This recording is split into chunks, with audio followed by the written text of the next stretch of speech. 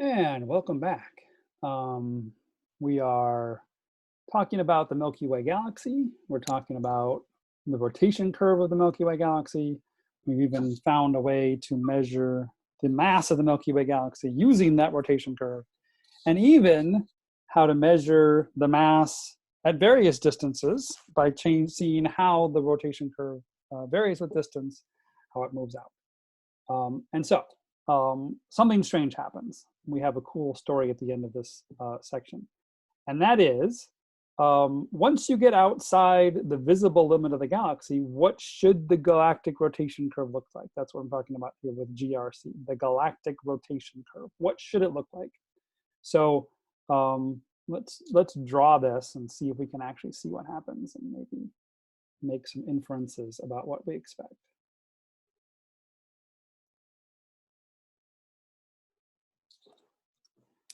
Okay. Here is the Milky Way. Let's draw it. That's a nice galaxy. We've got a nice bulge. We've got a nice disk. And remember, the rotation curve plots the orbital velocity as a function of radius, right? How far it goes from the center. Okay, so this is the galaxy that we see. There's some stuff out here, maybe some satellite galaxy. There's not much. It's pretty random stuff. But we can use the orbital velocity of these things to still plot the relative mass as it goes out. And so again, the galactic rotation curve we know looks something like this. It's changing like this. What do we expect to happen? It's fairly flat over a long periods of the entire galaxy. What would we expect to happen at this point now that we're outside the visible limit of the galaxy? Well, there's no more mass, right? All the mass is in the disk of the galaxy. As we continue to go further out, we're not really getting any more mass. These guys hardly count at all. So we expect after we get outside that it's going to look Keplerian. That's Keplerian is what it looks like when all the mass, we're not encountering any more mass as we move out. And so we expect this to come down, look somewhat Keplerian after that. And that, interestingly, surprisingly, is not what happens. Not only does it continue to stay straight, it almost rises a little bit and gets larger out there.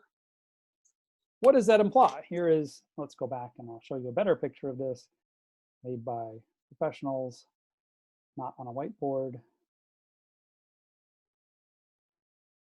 Here it is.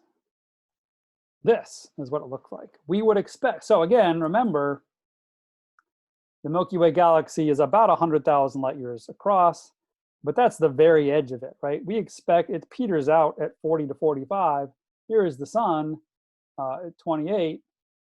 We expect that this should start going down in a more Keplerian fashion after we get outside of that point. And what happens? Not only is it flat here, it continues to go flat and even rise a bit after that. What is that telling us? The galactic rotation curve increases beyond the observed limit of the galaxy. What has to be the case? Normally, I would pose this to the question and invite some responses, but I guess I'll just have to tell you. It means that there is a lot of mass out there. It means that, let's go back to our whiteboard. I need two screens here. Figure out a way to make that happen. Oops. There we go. It means that even though there's no visible matter out here, there must be some matter, and in fact, more matter on average than there is in here. That's weird.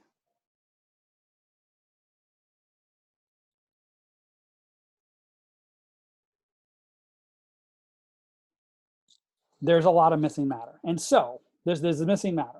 Add up, it's worse than that.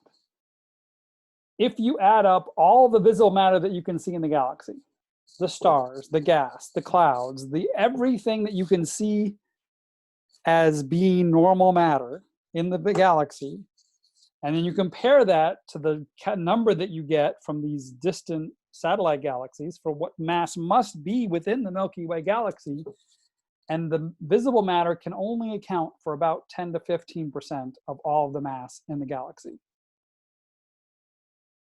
It's a very small amount.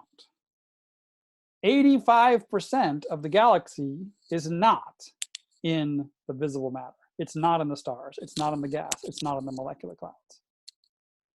85%. This is not a small fraction. This is most of the galaxy is not the stars or the gas or the clouds. What is it? Well, the answer is we don't know. It's 2020, and we don't know what 85% of our galaxy is made up of. What do we call it? Well, we have a name for it. You've probably heard it. We call it, I'll write it down because it's to be dramatic, dark matter.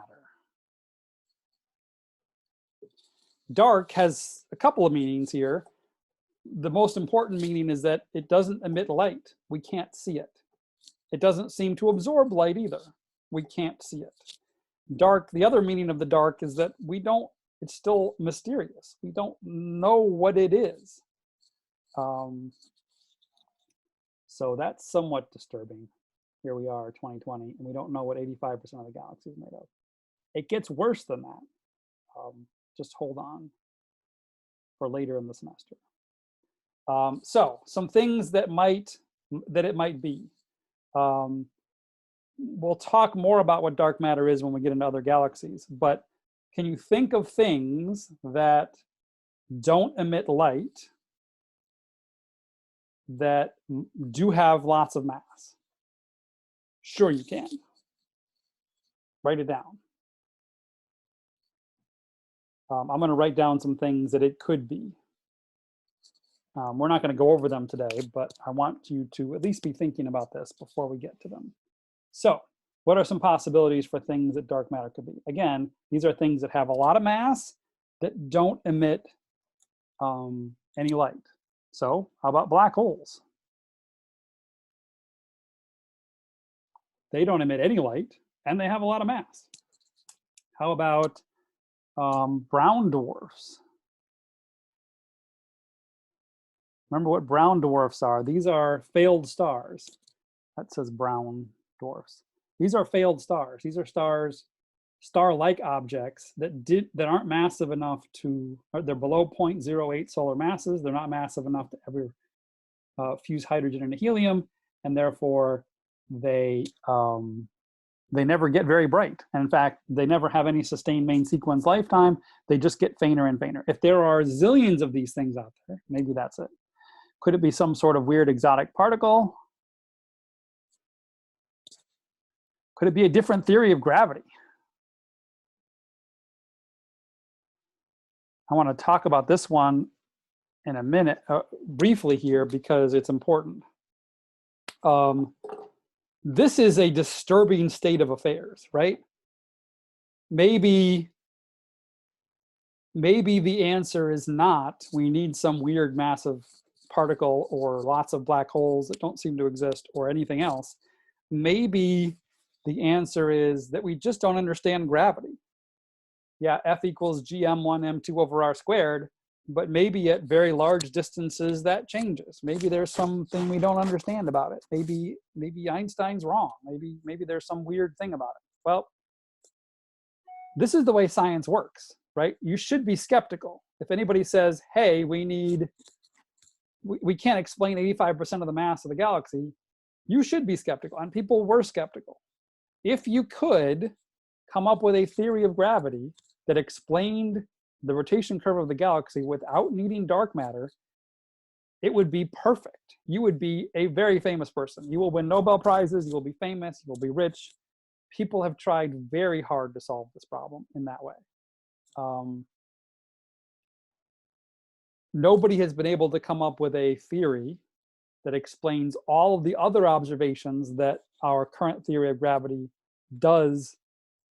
works very well to explain, and still can explain the rotation curve of our galaxy and lots of other galaxies and clusters of galaxies as well. It just hasn't been possible to do. Doesn't mean it will never be done, but people have tried very hard to do this and have not succeeded in doing it yet. I just wanted to throw this out there sort of as the way science works, right? If something doesn't make sense, Occam's razor is a cool thing in science, which says that the simplest explanation is probably the right explanation. Having some 85% of the mass be unknown in the galaxy is not a simple explanation. But, you know, like Sherlock Holmes, if you've eliminated all the other possibilities, what remains, however unlikely, then must be true. And that's where we're at right now. Dark matter is a thing. And there's other reasons to believe that it exists. And we'll get to that at the end of the semester. Okay. I'll hop off of the soapbox now. So the answer is we don't really know. We gave some possibilities though. Okay, now, fun thing. We'll end our discussion of the Milky Way by talking about the monster that lurks at the center of the galaxy. If you do a cool zoom in, and here is what the center of the galaxy looks like in various wavelengths. These aren't all visible. I believe this is the visible part of the spectrum.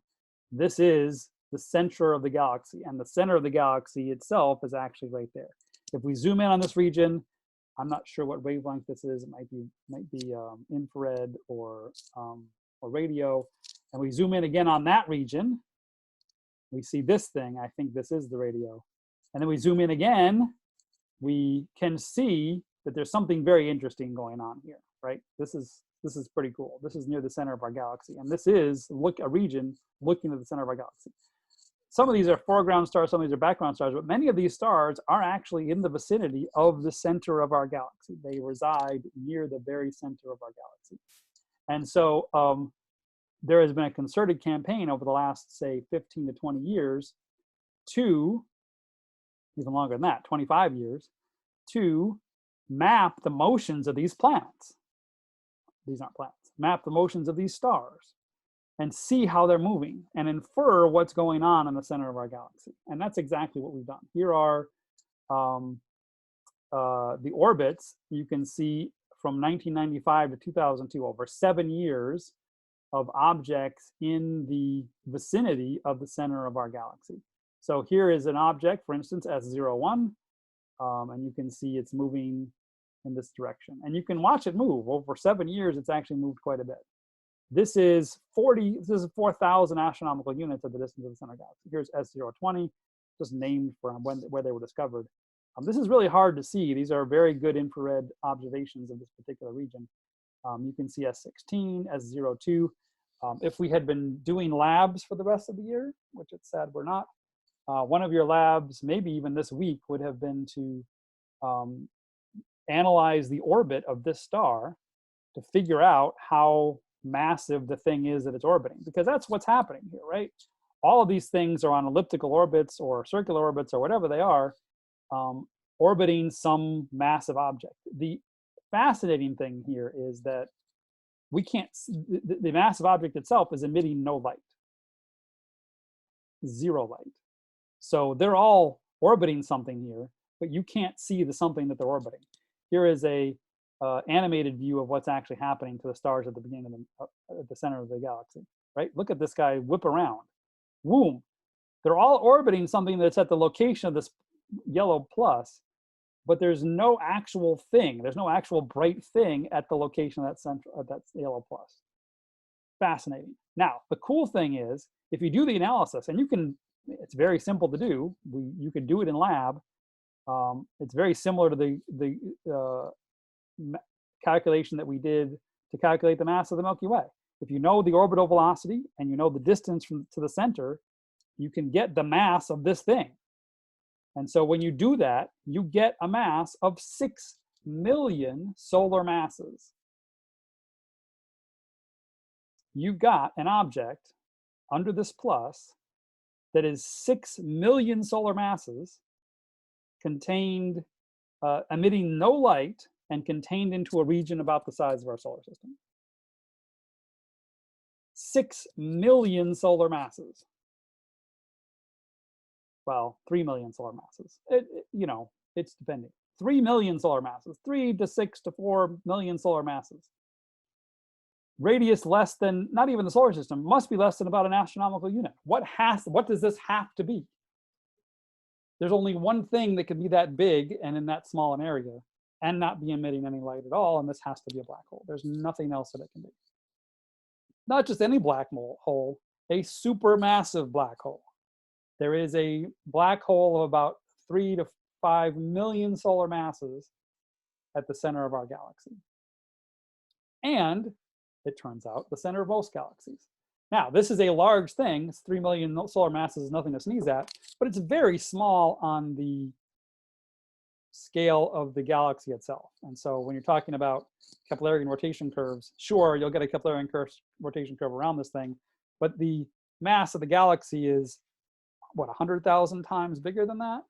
And so the mass of the galaxy very soon overwhelms that particular mass as you move out, and that's not all that important in the kinematics of the galaxy outside of the very central region.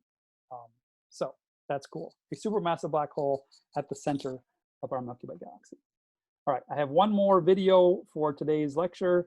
We're going to start chapter 26, and we're going to tell a cool story about how other galaxies are and what they look like and how we know about them and how they evolve. So stay tuned for that, and see you soon.